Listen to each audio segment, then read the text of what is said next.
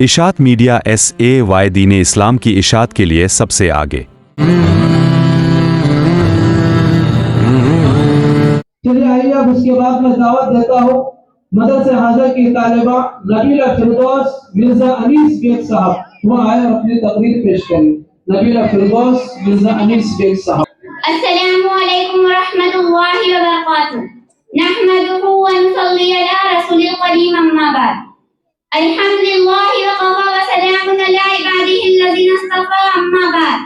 فاعوذ باللہ من الشیطان الرجیم، بسم اللہ الرحمن الرحیم۔ یا ایھا النبی قل لازواجک وبناتک ونساء المؤمنین یدنین علیہن من جلابیبہن۔ محترم حضرات، میں نے آپ سبھی کے سامنے قرآن کریم کی آیت کا ایک ٹکڑا پڑھا ہے جس کے اندر آپ صلی اللہ علیہ وسلم کو اس بات کی ہدایت دی گئی ہے کہ اے نبی، اپنی بیویوں، اپنی بیٹیوں اور مسلم معاشرے کی تمام عورتوں کو اس بات کا حکم دیا جائے کہ اپنے اوپر تھوڑی سی چادر لٹکا لے، یعنی کہ کلام اللہ شریف میں پردے کا حکم نازل ہوا ہے۔ مگر دوستو، جب مذہب اسلام کے روشن ستاروں سے کفر، الحاد، ظلم و جہالت کے بادل چھٹے، بے غیرتی اور بے حیائی کی تاریخیاں ختم ہو گئی، قرآن پاک کے عدل و انصاف سے باطل کے لہراتے جھنڈے گر پڑے، مسلموں اور بے کسوں کو مساوات اور برابری کا درجہ ملا، خاص طور پر ان عورتوں کو جو ظلم و ستم کی چکی میں پیسی جا رہی تھی، مصائب و آلام کے پہاڑ ان کے اوپر توڑے جا رہے تھے۔ مذہب اسلام نے ان کو ذلت و پستی کے غار سے نکال کر بلندی کے مقام پر پہنچایا۔ ظہور اسلام سے لے کر صدیوں تک مسلمان عورتوں کے بڑائی کے گیت گاتے جا رہے تھے۔ اگر تاریخ کے اوراق کھولے جائیں تو غیر مسلم عورتوں پر مسلمان عورتوں کی فضیلت اور برتری دکھائی دیں گی کہ مہکتا رہے یہ جہان بیٹی سے، کہ مہکتا رہے یہ جہان بیٹی سے، زمانے بھر میں بڑی گھر کی شان بیٹی سے، ضروری نہیں کہ بیٹوں سے ہی نام روشن ہو، ضروری نہیں کہ بیٹوں سے ہی نام روشن ہو، میرے نبی کا چلا خاندان بیٹی سے۔ اسی طرح سب کچھ ٹھیک ٹھاک چل رہا تھا، لیکن دیکھتے ہی دیکھتے پوری دنیا میں شیطانی ڈنکے بجنے لگے اور مسلمان عورتوں کو مکاری و یاری کے فندے میں پھنسانے کے ارادے ہونے لگے۔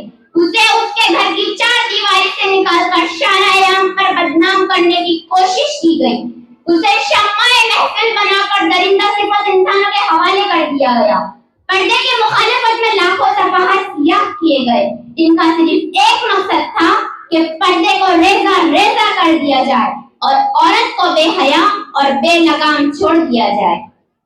چنانچہ خواہشات کے ان پیڑوں کی آرزویں پوری ہوئی اور مسلمان عورتوں نے بھی پردے جیسی عظیم نعمت کو پیٹ کے پیچھے ڈال کر مردوں کے ساتھ کاندھے سے کاندھا ملا کر چلنا شروع کر دیا۔ اس حادثے سے اس بات کا صاف پتہ چلتا ہے کہ باریک کپڑا پہننا بھی پردے کے خلاف ہے۔ انسان کے چہرے پر خوبصورتی سے جڑی یہ دو آنکھیں نفس کی سب سے بڑی چور ہے۔ دل و دماغ کے تمام وسوسے کی جڑ بھی یہی ہے۔ دلی جذبات اور قلبی احساسات کے ترجمان، عشق و محبت کے تمام عہد و پیمان باندھنے کی ذمہ داری یہی دو آنکھوں کی ہے، اور ہماری بہنیں یہی آنکھوں کو کھول رکھتی ہے کہ سلیقہ تم نے پردے کا بڑا نور رکھا ہے، کہ سلیقہ تم نے پردے کا بڑا نور رکھا ہے، یہ نگاہیں قاتل ہے اور انہیں ہی کھول رکھا ہے۔ محترم حضرات، اسلام میں صرف عورتوں کو ہی نہیں بلکہ مردوں کو بھی نگاہیں نیچے رکھنے کا حکم دیا گیا ہے۔ کوئی مرد اپنے محرم کے علاوہ کسی غیر محرم کے سامنے نگاہیں اٹھا کر نہیں بیٹھ سکتا۔ اسلام میں محبت کرنا گناہ نہیں، محبت تو میرے نبی پاک نے بھی کی تھی، مگر نکاح کے بعد، جیسے کہ میرے نبی پاک صلی اللہ علیہ وسلم اور حضرت عائشہ کے درمیان ایک پاکیزہ محبت تھی۔ کسی صحابی نے ایک وقت پوچھا، یا رسول اللہ، آپ اس دنیا میں سب سے زیادہ کس سے محبت کرتے ہیں؟ آپ نے فرمایا، عائشہ سے۔ بھری محفل میں کہا، جبکہ عرب میں اظہار محبت عورت کے ساتھ ایک عیب تھا، لیکن آپ نے بھری محفل میں کہا۔ وہ صحابی گھبرائے، ان کو توقع نہیں ہوا، کہا، یا رسول اللہ، میں مردوں کی بات کر رہا ہوں۔ آپ سمجھ گئے کہ آپ کا جواب اس کو ہضم نہیں ہوا۔ آپ کو مردوں میں سب سے زیادہ محبت حضرت ابو بکر صدیق رضی اللہ تعالی عنہ سے تھی، مگر آپ نے یہ نہیں کہا کہ مجھے سب سے زیادہ محبت حضرت ابو بکر صدیق رضی اللہ تعالی عنہ سے ہے۔ آپ نے ان کا نام لیے بغیر اور یہ کہا کہ عائشہ کے ابا سے. میرے نبی پاک صلی اللہ علیہ وسلم جب اس دنیا سے پردہ فرما رہے تھے تو آپ کا سر مبارک حضرت عائشہ رضی اللہ تعالی عنہا کی گود میں تھا. اسلام کے پاسبانوں میرے نبی نے فرمایا کہ قیامت تک آنے والی ہر ایک عورت پردہ کرے گی. پھر آج یہ بات کی گنجائش کیسے ہو سکتی ہے کہ گلیوں اور چوکوں میں بنا پردہ کیے گھومتی ہے؟ عورتوں کو پردے کی پابندی کرانا ہمارے سپرد ہے.